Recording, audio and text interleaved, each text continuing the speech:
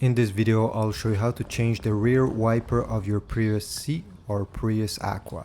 As you can see here, mine is in quite a bad shape. It's hanging on like this, so I had to change it. First, you need to take off this plastic piece. You see, all you have to do is to push it out and it will unclip itself. Try to do it with 2 fingers on each side. Once you're done, you can pull it out and pull the wiper completely so you have some space to work around.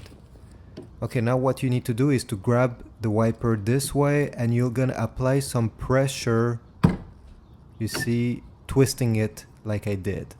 And it will come out right away. Don't be afraid, it will unclick itself. Now take your new wiper and place it the same way as the other one was. You see, with the small bar at the bottom, just like this. And now we're gonna clip it back